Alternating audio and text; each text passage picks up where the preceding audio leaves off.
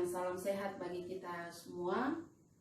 Saudara-saudara yang dikasihi oleh Yesus Kristus, sebelum kita memulai kegiatan kita pada pagi hari ini, saya mengajak kita kembali untuk bersekutu, membaca dan merenungkan firman Tuhan. Namun sebelum itu, mari kita mohon tuntunan Roh Kudus di dalam doa kita berdoa. Kami bersyukur kepadamu ya Allah Bapa kami yang ada di sorga, oleh karena Engkau Allah yang begitu baik dan begitu setia bagi kami. Terkhusus pada pagi hari ini Engkau kembali memungkinkan kami untuk menerima kemurahan Tuhan melalui kehidupan dan kekuatan.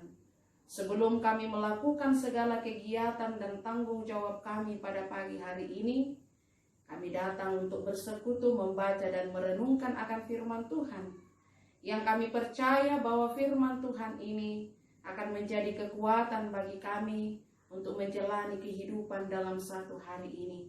Biarlah Roh Kudus Tuhan selalu menolong supaya kami dimampukan untuk memahami firman-Mu dengan baik. Ya Allah Bapa kami yang ada di sorga, berfirmanlah kepada kami, sebab sesungguhnya kami anak-anak-Mu telah siap untuk mendengarkan firman-Mu. Di dalam nama Tuhan kami Yesus Kristus firman yang hidup, kami berdoa kepada Bapa di sorga.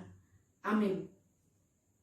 Firman Tuhan bagi kita saat ini dari Kitab Perjanjian Lama, yaitu Yehezkiel pasal 3 ayat 1 sampai 10. Demikianlah firman Tuhan. Firman-Nya kepadaku, hai anak manusia, makanlah apa yang engkau lihat di sini. Makanlah gulungan kitab ini dan pergilah, berbicaralah kepada kaum Israel. Maka kubukalah mulutku dan diberikannya gulungan kitab itu kumakan. Lalu firman-Nya kepadaku, hai anak manusia, makanlah gulungan kitab yang kuberikan ini kepadamu dan isilah perutmu dengan itu. Lalu aku memakannya dan rasanya manis seperti madu dalam mulutku. Firman-Nya kepadaku, hai anak manusia, mari pergilah dan temuilah kaum Israel dan sampaikanlah perkataanku kepada mereka. Sebab engkau tidak diutus kepada suatu bangsa yang berbahasa asing dan yang berat lidah, tetapi kepada kaum Israel. Bukan kepada banyak bangsa-bangsa yang berbahasa asing dan yang berat lidah, yang engkau tidak mengerti bahasanya. Sekiranya aku mengutus engkau kepada bangsa yang demikian, mereka akan mendengarkan engkau. Akan tetapi kaum Israel tidak mau mendengarkan engkau, sebab mereka tidak mau mendengarkan aku. Karena seluruh kaum Israel berkepala batu dan bertegar hati. Lihat, aku meneguhkan hatimu melawan mereka yang berkepala batu, dan membajakan semangatmu melawan ketegaran hati mereka. Seperti batu intan yang lebih keras daripada batu, kuteguhkan hatimu. Janganlah takut kepada mereka dan janganlah gentar melihat mukanya, sebab mereka adalah kaum pemberontak. Selanjutnya firman-Nya kepadaku, hai anak manusia, perhatikanlah segala perkataanku yang akan kufirmankan kepadamu, dan berikanlah telingamu kepadanya. Amin. Itulah firman Tuhan yang sudah kita baca dan akan kita renungkan bersama. Yang berbahagia ialah setiap orang yang mendengarkan firman Tuhan, yang memelihara bahkan sungguh-sungguh melakukan di dalam kehidupannya. Saudara-saudara yang dikasihi oleh Yesus Kristus, dari bacaan kita Yehezkiel pasal 3 ayat 1 sampai 10, oleh renungan harian Toraya diberikan tema pergi dan sampaikan. Saudara-saudara yang dikasihi oleh Yesus Kristus, apa yang muncul di pikiran Anda jika Anda disuruh untuk pergi menyampaikan nasihat kepada orang-orang yang tegar tengkuk, pemberontak dan keras hati? Yehezkiel dipanggil ke wilayah pembuangan untuk menyampaikan firman Allah kepada umat Israel yang sedang terhukum. Sekalipun umat Israel adalah umat pilihan Allah, namun mereka masih sering memberontak dan menegarkan hati untuk tidak mau mendengarkan firman Tuhan. Tuhan tidak mengubah hati umat Israel. Namun karena itu ia memilih meneguhkan hati Yeskiel agar tidak takut dan tidak gentar saat bertemu dengan orang Israel.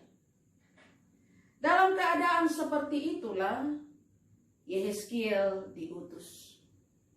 Oleh karena itu, selain memiliki keteguhan dan semangat, Yeskiel harus memperhatikan dan mendengarkan firman yang disampaikan oleh Allahnya. Nah, saudara-saudara yang dikasihi oleh Yesus Kristus, bagaimana dengan saya dan saudara-saudara? Bagaimana menghadapi orang yang keras hati dalam kehidupan kita bersama?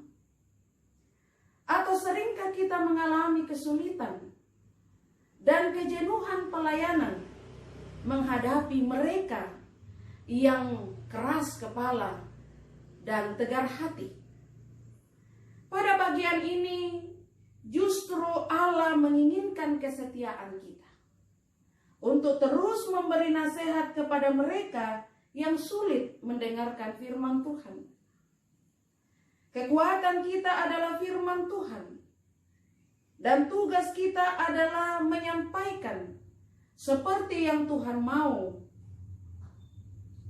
kepada mereka yang tegar hati, karena urusan selanjutnya adalah Tuhan sendiri yang akan menyatakan kehendaknya kepada mereka yang terus menegarkan hatinya akan kebenaran.